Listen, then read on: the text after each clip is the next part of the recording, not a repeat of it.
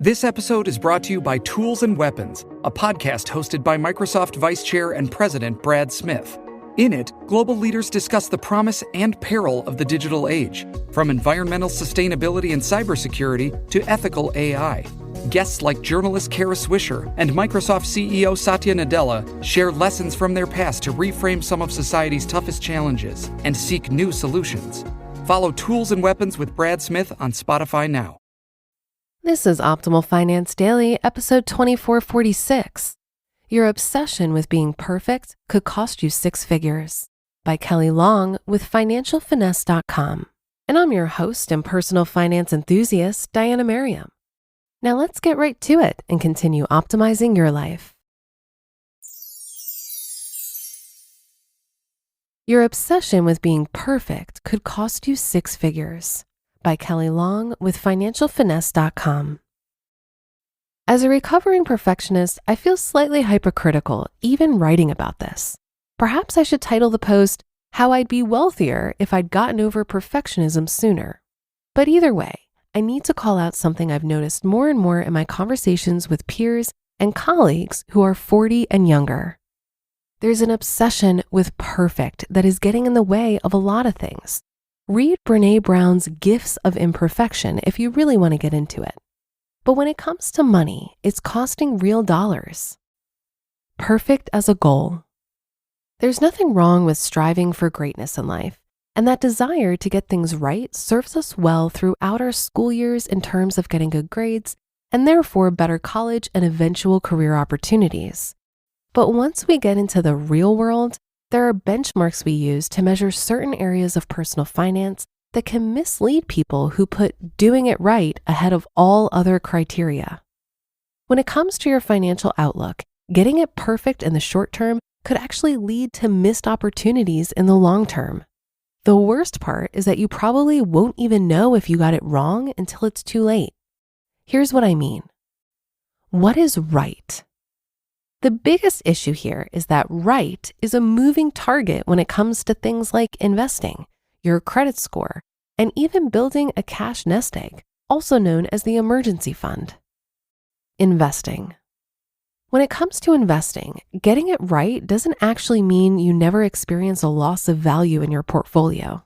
If you make it through your entire career without once seeing your 401k balance drop, you actually got it wrong, because it means you invested too conservatively and missed out on the greater growth that comes with greater risk. It may feel better because you never had that pain of loss, but you'll never actually know what you lost out on in missed opportunity.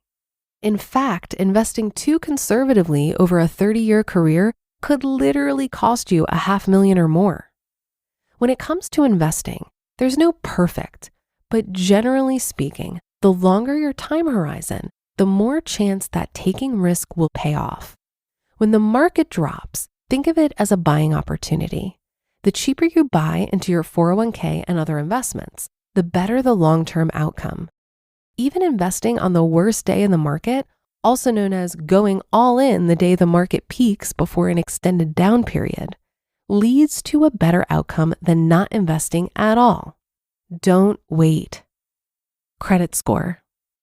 I like that people want to have a great credit score, and it's kind of cute how some of my more competitive colleagues compare scores all the time, but trying to get it perfect may actually hurt you in the long run.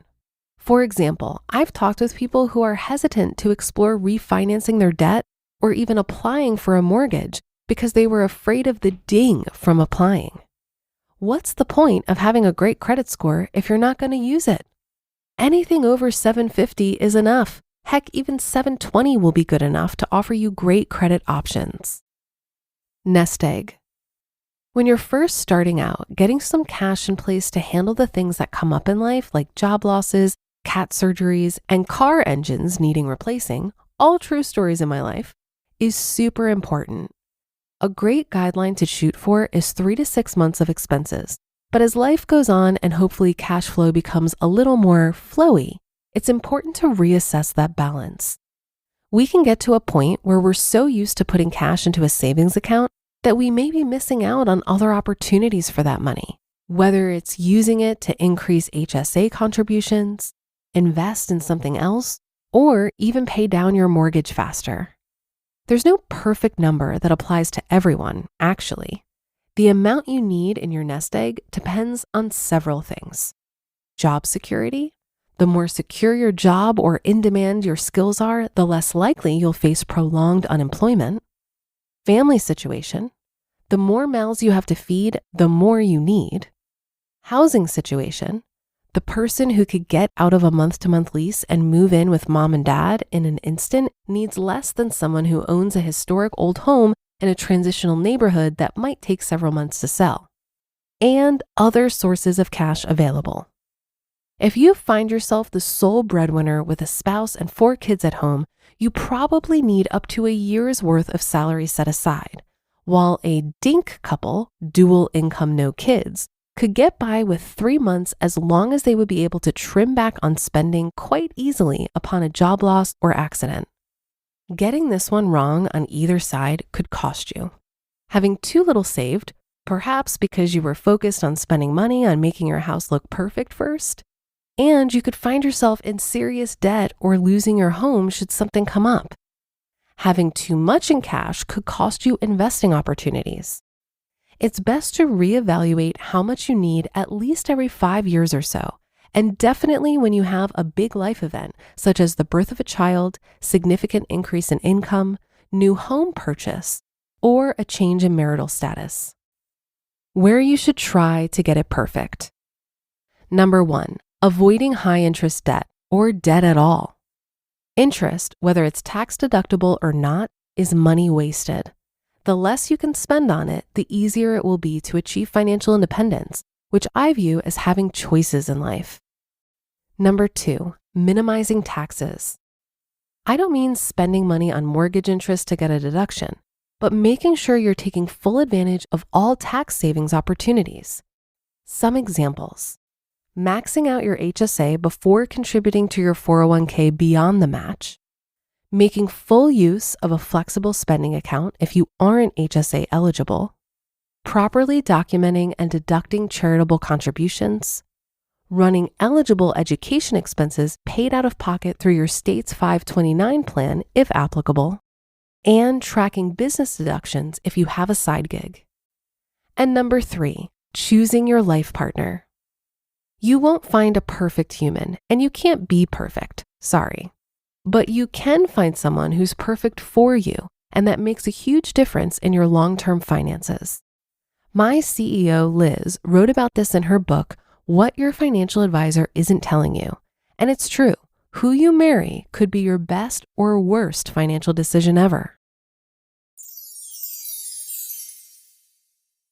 You just listened to the post titled, Your Obsession with Being Perfect Could Cost You 6 Figures, by Kelley Long with financialfinesse.com.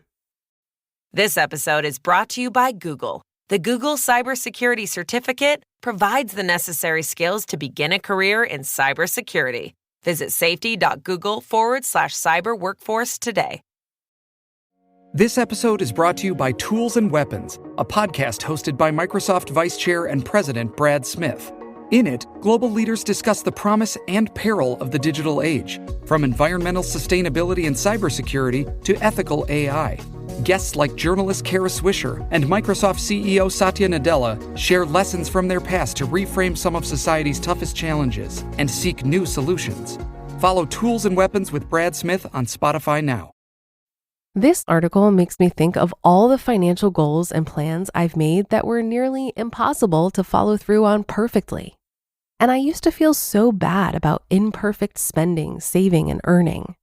But the thing is, when we come up with goals and plans, they're based on a ton of assumptions that might not end up being true. Goal setting for me is all about setting up a trajectory and then course correcting as new information becomes available or circumstances change. I think the other danger of perfectionism is that it leads to procrastination.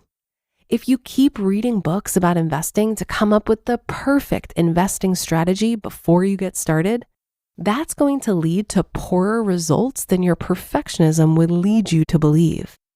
That's because time in the market is one of the biggest factors of success when it comes to investing.